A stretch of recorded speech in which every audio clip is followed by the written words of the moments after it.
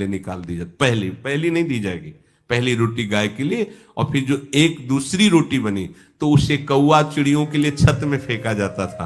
फिर जो रोटियां बनी ठाकुर को भोग लगा करके अन्य जीव जो अपने परिवार के जन उनका भरण पोषण, ये तो नियम होना ही चाहिए। तो गृहस्थ धर्म में महाराज युधिष्ठिर ने कहा कि साधु महात्मा, ये बहुत गंभीर विषय है कि अतिथि सेवा गृहस्थ का प्रधान धर्म है। जो गृहस्थ इन लोगों को हिस्सा नहीं देता उसका गृहस्थ धर्म धीरे धीरे नष्ट हो जाता है। अतिथि सत्कार करना, संत सेवा करना, गौ सेवा करना, पशु पक्षियों के लिए अन्न निकालना, क्योंकि पाप भी होते हैं। गृहस्थ में अन्न कमाने के समय बहुत से पाप, लाखों जीव मरते हैं, लाखों जीव मरते हैं। हाँ, फावड़ा मारो कितने जीव कट जाते हैं जब खेती किसानी में देखने को मिलता है। तो वो सब निष्पाप हो जाता है जब अतिथि सेवा, बलिवैश्य देवादि अन्य पक्षियों की सेवा। तो महाराज जब किसी के यहां कोई संत पधारे, अतिथि पधारे, तो एक आसन बैठने के लिए और जल पीने के लिए और मधुर वाणी, इतना तो सबके घर में होता है। बैठिए बिरह जी, आप जल पिएंगे, आज्ञा कीजिए, क्या सेवा करें। अब इसके बाद भोजन मांगता है तो भोजन दे देते हैं।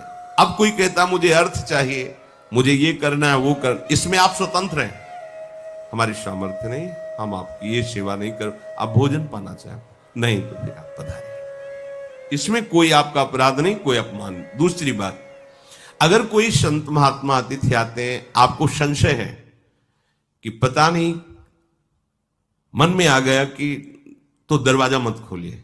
हाँ महाराज प्रणाम, राधे श्याम, आप जल पिएंगे, आपकी क्या आज्ञा है। हाँ हम असमर्थ है, हमारे घर में कोई है नहीं, इसलिए अभी खोल नहीं सकते और हम ये दे नहीं पाएंगे, राधे श्याम। दबकाने की, अनादर करने की, या आप अंदर हैं ना बोलने की, ऐसी आपके दरवाजे पे आया, हाँ राधे राधे, कैसे आगमन हुआ, हम ये चाहिए नहीं, ऐसा नहीं है, हम आपको 2 रोटी दे सकते हैं, वो भी बाहर से दे सकते हैं क्योंकि हमारे घर में कोई है नहीं। ऐसा साफ बिल्कुल पवित्र व्यवहार होना चाहिए, पर अतिथि का अपमान नहीं करना चाहिए। ए चल भग भिखारी, ऐसा नहीं। ना जाने किस भेष में भगवान तुम्हें कृतार्थ करने के लिए आए, पर हम ये नहीं कहते कि आप दरवाजा खोल दीजिए, क्योंकि समय है, छल कपट का भी राज्य है, तो आप सावधान होते हुए अतिथि सेवा करें। जो अपने घर आए हुए किसी साधु को या अतिथि को रोष भरी दृष्टि से देखता है, आ गया ऐसे रोष भरी दृष्टि से देखता है, उसके सुकृत नष्ट हो जाते हैं। अतिथि का वापस जाना पुण्यों का नाश करना है। ये ब्रह्मर्षि जन युधिष्ठिर को जब उपदेश किए तब युधिष्ठिर जी ये बात उनको कह रहे। और जो अपने घर में साधु महात्मा अतिथि भिक्षु कोई आया है, प्रेम भरी दृष्टि से देखना ही चाहिए, मेरे भगवान है इस रूप में। फिर प्रश्न उत्तर, मीठे वचन बोले। 2 बातें तो सबके पास है, राधे श्याम, क्या आज्ञा है, बस इसके आगे आप स्वतंत्र हैं। आपकी इच्छा है दीजिए, आपकी इच्छा नहीं तो आप मत दीजिए, आपकी सामर्थ्य तो दीजिए, आपकी सामर्थ्य नहीं दीजिए, आपको लग रहा है कि नहीं देना चाहिए मत दीजिए, लेकिन मृदु वचन बोले, नहीं हमारी सामर्थ्य नहीं या हमारे अंदर प्रेरणा नहीं हो रही, हम नहीं दे सकते आपको, आप पधारिए, बस मृदु वचन। इसके बाद वो कुछ बोलता रहे, आपसे कोई मतलब नहीं। जैसे एक ने प्रार्थना की थी कि हमको किसी ने कहा कि हमें यज्ञ करानी या अमुक कार्य कराए, इतने रुपए दो नहीं तो हम सांप दे देंगे, ऐसा कहीं भी दान नहीं, बिल्कुल नहीं, बिल्कुल नहीं ऐसा। और देखो सांप वरदान देने में वो समर्थ होते हैं जिनके पास होता है, और जिनके पास होता है तो ये कभी कर नहीं सकते, ये भी ध्यान रखना। जिनके पास होता है सांप वरदान देने की सामर्थ्य, वो ये कभी कभी नहीं कर सकते। मंगवे भलो न बाप सो जो प्रभु राखे टेक। अरे कैसे अनंत ब्रह्मांडों के स्वामी का दास होकर के 10-10 रुपये या कुछ हमें यज्ञ कराना है, हमें दान नहीं। यज्ञ भोक्ता भगवान के लिए मेरा समर्पण ही काफी है, मन बुद्धि चित्त हम को समर्पित कर दिया, इससे बड़ा कोई यज्ञ नहीं। एक होता वस्तुओं से यज्ञ, और हम स्वयं को आहुति बनाकर समर्पित करते हैं, एक एक श्वास भगवान के नाम में अर्पित। अरे ये अलग मार्ग। पर अगर कोई मांगने आया है तो प्यार से व्यवहार करते हुए उसको विदा किया जाए, अतिथि धर्म है।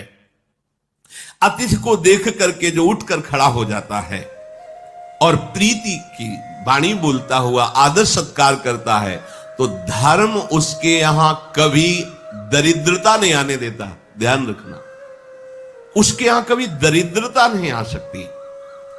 जो केवल अपने लिए अन्न पकाता है, ना तो किसी देवता को अर्पित करता है, ना प्रभु को भोग लगाता है, ना अतिथि को, तो वो विधि पूर्वक हिंसा करने वाले को जो गति मिलती वही उसको गति मिलती है। जैसे अपने घर में भोजन बना तो सबसे पहला भाव होना चाहिए कि इसे भगवान को भोग लाओ, न जाने कोई संत महात्मा आ जाए। अब आजकल के देखा गया ना ऐसे है, ये नहीं, बहुत सब रसोई पवित्र होना चाहिए। ध्यान रखना, वो रसोई एक यज्ञ है, पता नहीं कौन आ जाए। और एक बार जो घर का मालिक है या घर का मुखिया है, उसको एक बार दरवाजे पे जाना चाहिए भोजन पाने के पहले, देखना चाहिए कोई गाय, कोई कुत्ता आया, कोई संत महात्मा आया, कोई अतिथि, तो ऐसा नहीं देख के फिर प्रणाम कर। ये पद्धति है, इससे कभी दरिद्रता नहीं आएगी। जो हिंसात्मक वृत्ति का फल मिलता है, इनको काटा उनको, वही दंड उसको मिलता है। भगवान ने गीता में कहा, जो अपने लिए भोजन बनाता है वो पाप खाता है। भगवान ने भी संकेत किया।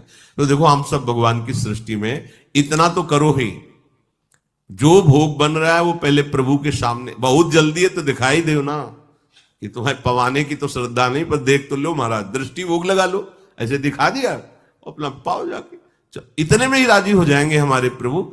और एक रोटी तो निकाल ही दिया करे, छत में जाके डाल दिया, या कहीं से चिड़िया है, कोई भी कौआ पशु पक्षी पालेगा, भोजन से हिस्सा निकालना चाहिए। कुत्ते को, भूखे को, कौओं को, अन्य जीवों को ये वैश्य देव नामक महान यज्ञ कहा जाता है। यह अनुष्ठान प्रत्येक गृहस्थ को करना चाहिए। गृहस्थ मनुष्य जो अतिथि सेवन करके गऊ का ग्रास निकालकर कौए कुत्ते के लिए अन्न, उसे विघस कहते हैं, वो अमृत के समान भोजन हो जाता है। अतिथि को नेत्र भरी दृष्टि से देखना, मन में प्रसन्नता आना, मधुकर वचन मतलब प्रिय वचन बोलना, और यदि वो सम्माननीय है तो पीछे पीछे 4 कदम चल जाना। ये बहुत, जैसे गुरुजन आए और वो जा रहे हैं तो आपको दरवाजे से निकलकर कुछ कदम उनके साथ जाना, फिर उनके चरण माथे पे रख के वापस चले आओ।